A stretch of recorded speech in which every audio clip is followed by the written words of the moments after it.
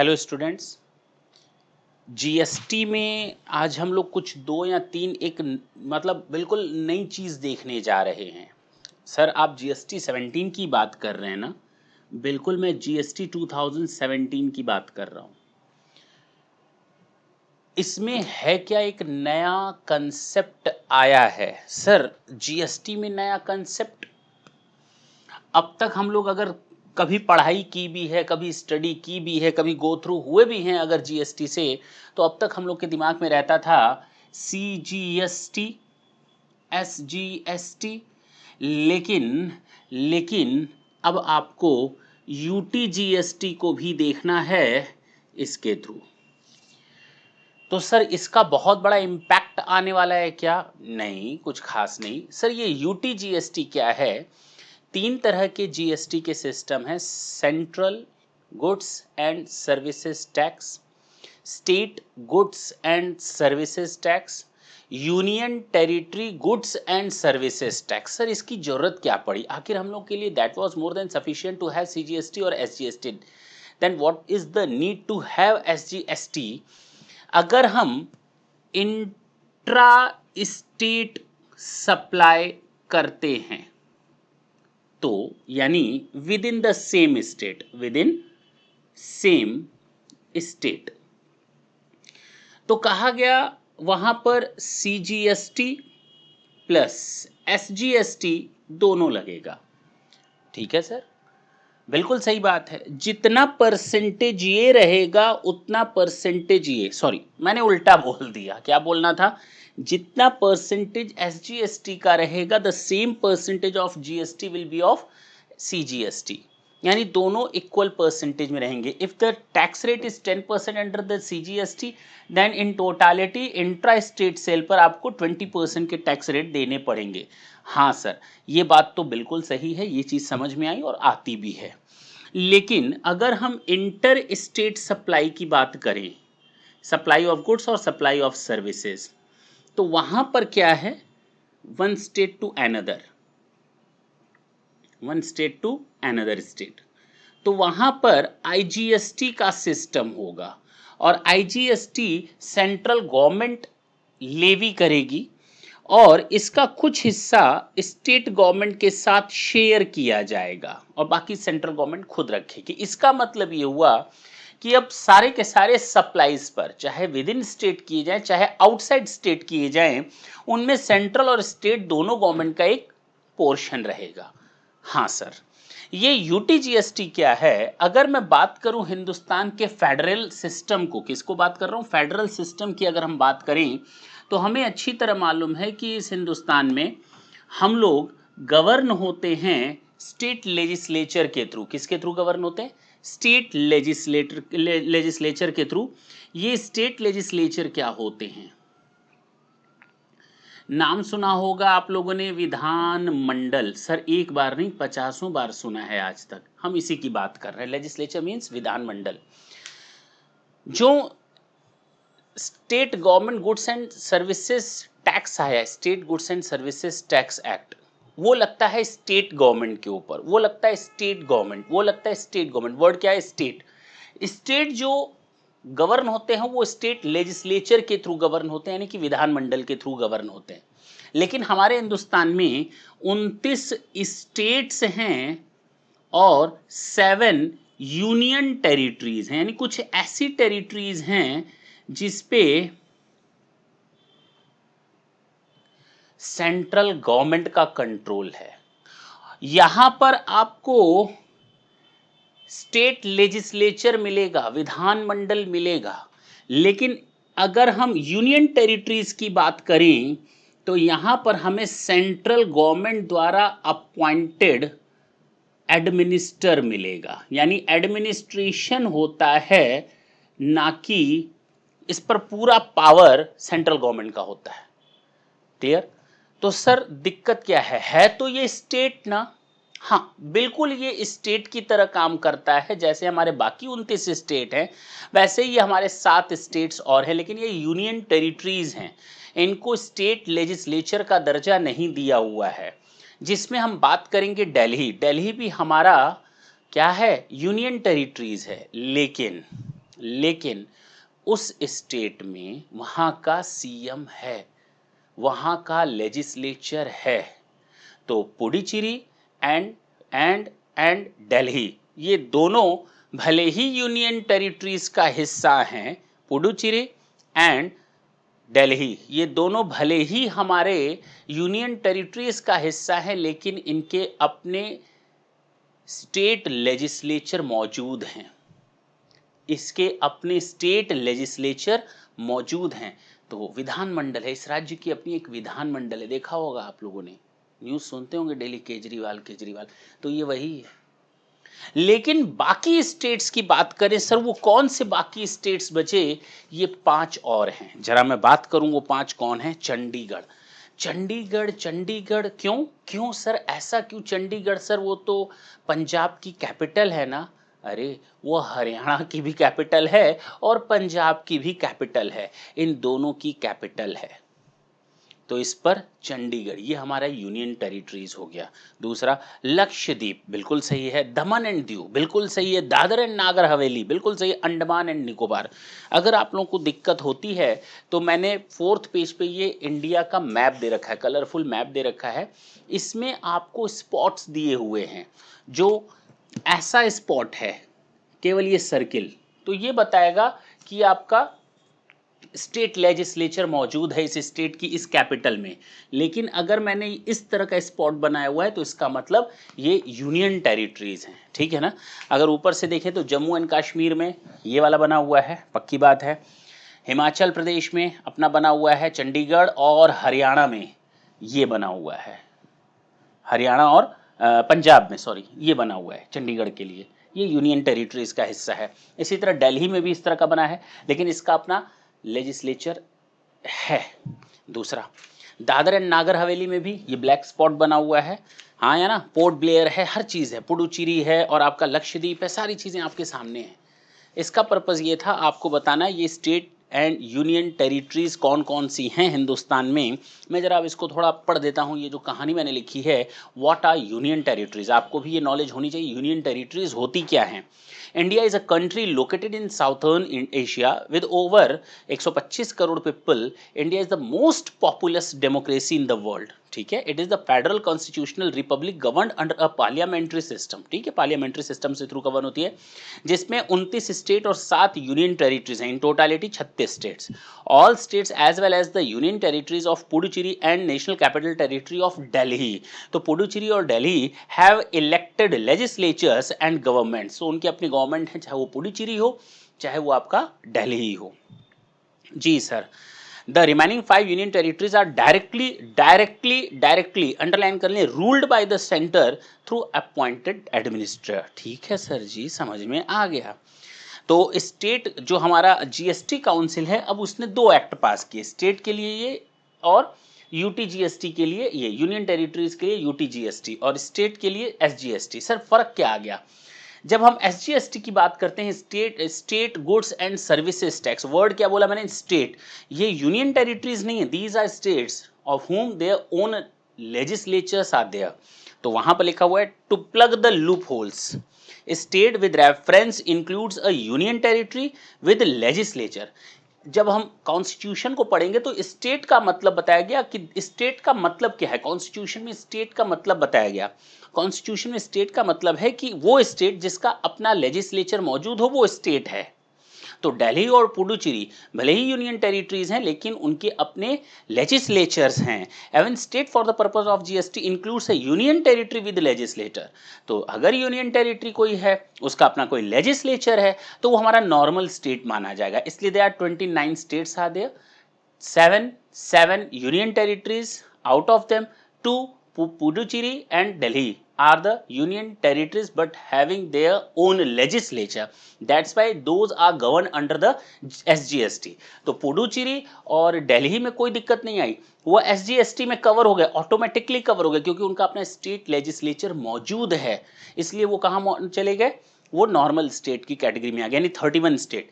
बाकी 5, क्योंकि 29 और 7 थे, तो 29 में 2 union territories having their own legislature, वो उस 29 की कैटेगरी में गिने जाएंगे, यानी 31।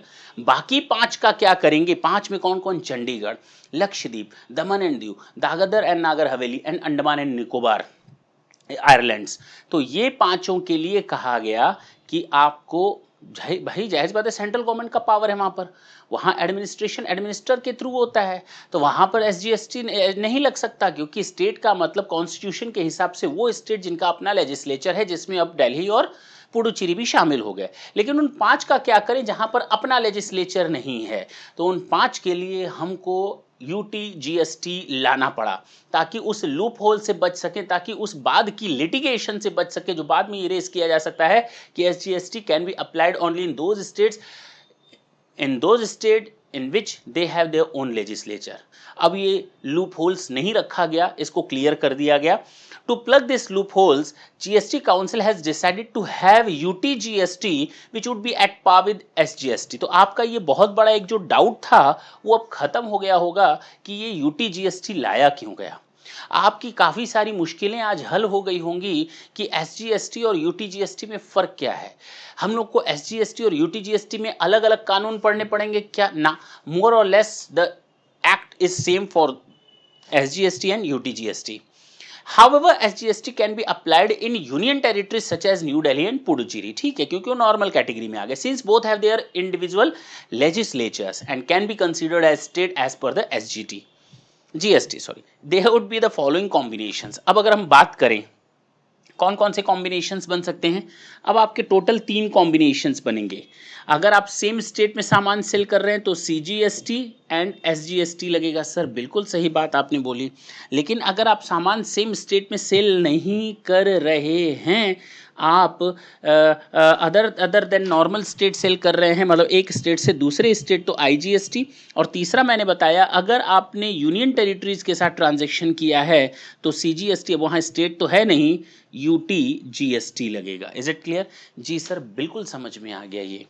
मैंने आपको नेक्स्ट पेज में, अब इसमें ज़्यादा हमें कुछ आपको बताने की जरूरत नहीं पड़ेगी, आगे जब हम लोग स्टोरीज कवर करेंगे तो आपको ये अच्छी तरह से समझ में आएगा क्यों हम लोगों ने यूटीजीएसटी की बात की। Only by having this short session we can understand easily that what is GST। Now I have given you all the states। देखिए सारे स्टेट्स का मैंने नाम दिया हुआ है, एवं जिनका लेजिस्लेचर नहीं है, यानी यूनियन टेरिटरीज का भी मैंने नाम दिया हुआ है। देखें टोटल मिलाकर 36 हैं, 29 और 7 36, टोटल 36 हैं।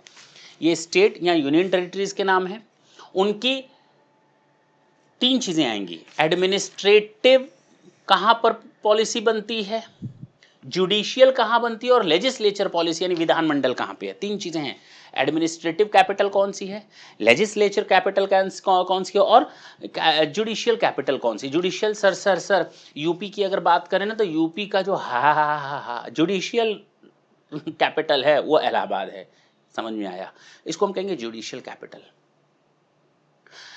और अगर हम बात करें यूपी के एडमिनिस्ट्रेटिव कैपिटल की, तो हमारा लखनऊ है। हाँ, एडमिनिस्ट्रेटिव कैपिटल भी लखनऊ है, लेजिस्लेटिव कैपिटल भी हमारी लखनऊ है। तो सर क्या लेजिस्लेटिव कैपिटल और एडमिनिस्ट्रेटिव कैपिटल अलग अलग हो सकती है? बिल्कुल अलग अलग हो सकती है, वो हम अब डिस्कस करेंगे। कुछ हम आपको 4 5 6 पॉइंट बताने जा रहे हैं, मतलब स्टेट के बारे में, उससे आपको अंदाजा लग जाएगा हम लोग किस तरह की बात कर रहे हैं। देखिए सबसे पहले आंध्र प्रदेश की बात कर रहे हैं। आंध्र प्रदेश की एडमिनिस्ट्रेटिव कैपिटल, अच्छा इसको भी छोड़ देते हैं, अभी इसके बारे में कहानी बताऊंगा। Bihar, Patna administrative capital, legislative capital Patna, and judicial capital भी पटना, यानी इनका सारा काम केवल पटना से होता है। अच्छा जी। दिल्ली का सारा काम दिल्ली से होता है। अच्छा जी। और यूपी का, उत्तर प्रदेश का लखनऊ और इलाहाबाद जुडिशियल। एक फर्क दिखा, इलाहाबाद हमारा जुडिशियल है, एडमिनिस्ट्रेटिव और लेजिस्लेटिव हमारा लखनऊ है। चलिए सर थोड़ा और आगे बढ़े, कुछ नया बताएं। तमिलनाडु का चेन्नई, ठीक है। राजस्थान का जयपुर, अरे जुडिशियल कैपिटल उसकी जोधपुर है, वहीं पर हाई कोर्ट है ना जी। गोवा का